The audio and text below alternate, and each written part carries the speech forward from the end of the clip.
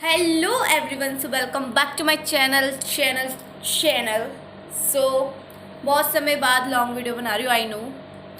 और आप लोगों के कमेंट थे इसलिए मैं बना रही हूँ। तो रिसेंटली अभी मैंने इंस्टा भी ऑन किया था, तो उस पर भर भर के डीएम आ रहे हैं एक ही चीज़ के बारे में, मेरी राइनोप्लास्टिक। और मैंने सोचा कि यार 1 साल हो गया मेरी राइनोप्लास्टिक को, क्यों ना अपना एक्सपीरियंस आप लोगों के साथ शेयर किया जाए कि कैसी रही मेरी राइनोप्लास्टिक की जर्नी। देख रही हो।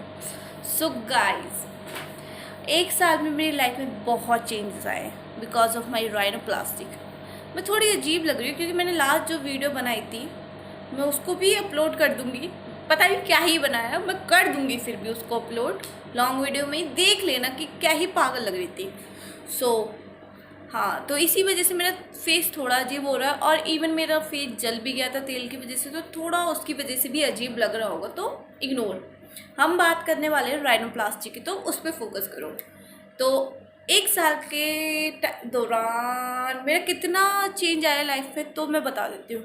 मेरी लाइफ यहाँ थी, अब यहाँ आ गई है। लिटरली इतना चेंज आया। एंड जो लोग कमेंट करते हैं, जो लोग बोलते हैं ना यार ब्यूटी मैटर नहीं करती, इंसान का दिल देखा जाता है। भाई मैं सच बता रही हूँ, मैंने ये वाला एक्सपीरियंस लिया। कोई दिल नहीं देखा जाता, आप किसी के लिए कितने भी अच्छे बन जाओ। मतलब फैमिली में भी, मैं ये नहीं कह रही कि ऐसा फैमिली के बाद कितने भी अच्छे बन जाओ, मतलब एक बस जो घर के मेंबर होते हैं ना, जो सिबलिंग्स सगे संबंधी होते हैं, जैसे पापा मम्मी और सिबलिंग्स, उन्हें मैटर नहीं करता आप कैसे हो। उसके अलावा बहुतों को मैटर करता है और उन्हें टेंशन होती है, हाय ये तो लड़की है, इसकी तो नाक छोटी है, कौन इससे शादी करेगा। हाँ, कौन उससे शादी करेगा। जैसे मेरी लाइफ में मेरे को पर्सनल कमेंट एक ही चीज़ पे आते हैं कि जैसे मेरे फेस पे बर्थ मार्क है, अब तो नाक का कोई कमेंट ही नहीं करेगा क्योंकि किसी को पता ही नहीं चलता कि मेरी राइनोप्लास्टी कैसे हुई, या मेरी ये रियल नोज है या नहीं।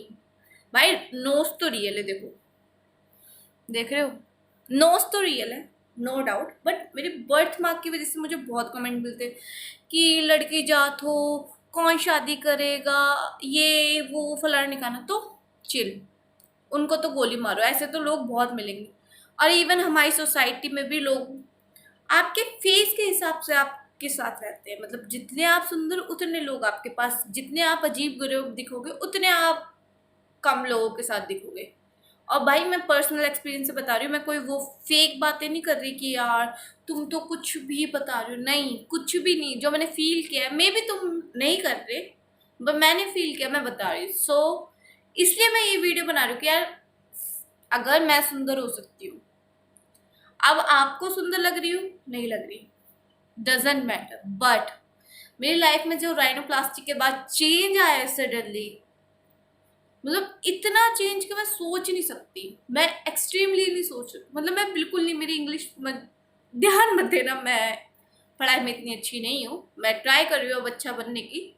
बट जैसे मेरी राइनोप्लास्टिक के बाद चेंज आया ना, वो बहुत आया है, बहुत। मतलब मुझे थोड़ी सी इंपॉर्टेंस मिलने लग गई है गाइस।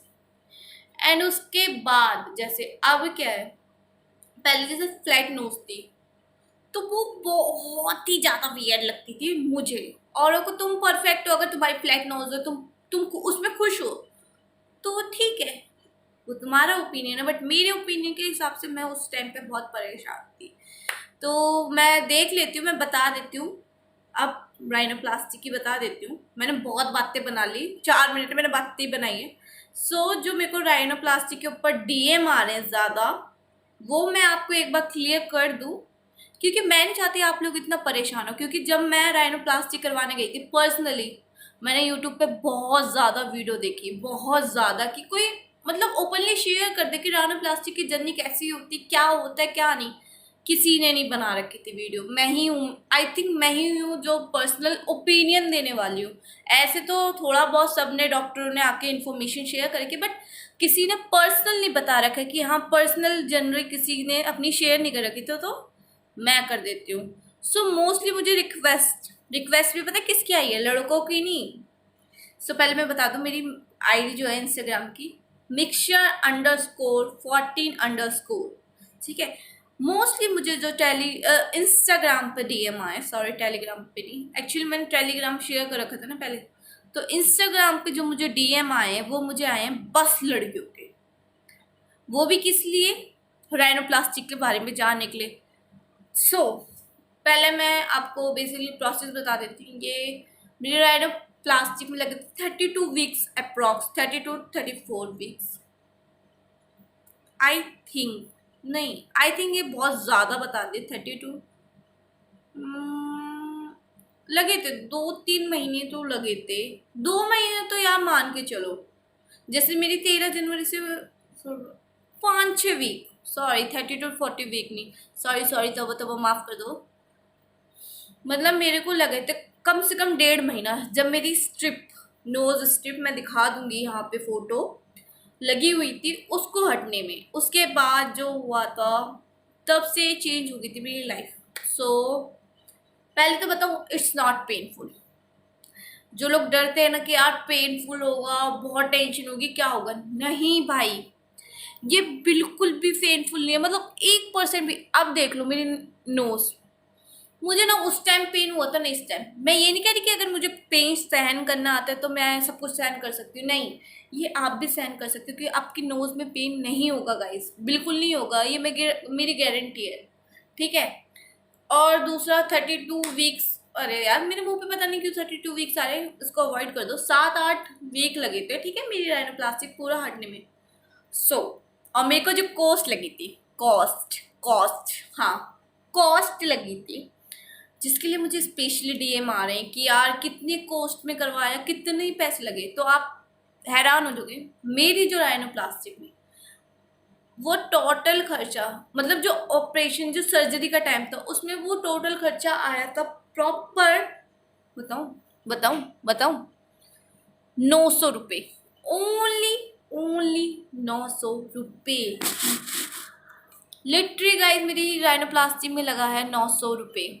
हाँ, मेरा कैमरा सेट नहीं हो पा रहा, सो मुझे ये एक मिनट में, एक ही शॉर्ट में वीडियो बनानी, तो थोड़ी एडजस्ट कर लेना और फास्ट फॉरवर्ड कर लेना, क्या ही सुनना है।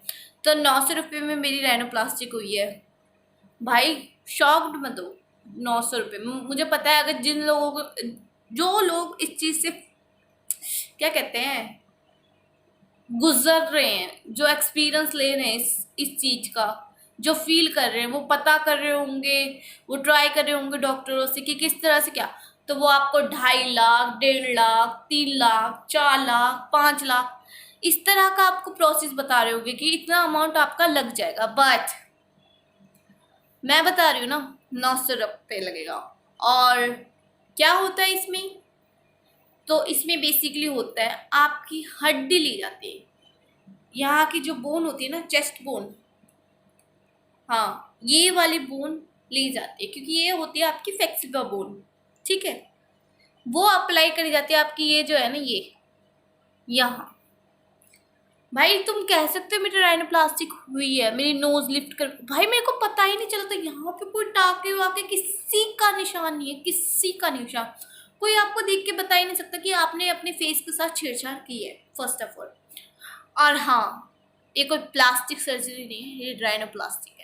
और दूसरी बात, जो लोग कमेंट करेंगे ना कि यार रियल ब्यूटी जबरदस्त, भाई तुम ही लोग आते पहले फेस से जज करने वाले, तो प्लीज़ वो कमेंट तो कोई करे ही ना। और देखो, अगर तुम्हें ये मौका मिल रहा है अपने आप को चेंज करने का, तो भाई ज़रूर करो, क्योंकि भाई तुम जिस सोसाइटी में रह सकते हो ना, तुम्हें खुद को ही बदलना पड़ेगा, सोसाइटी नहीं बदल सकती भाई।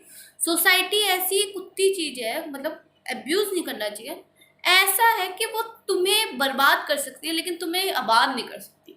लोग ऐसे हैं, खाने को दौड़ते हैं तुम्हें, खाने को।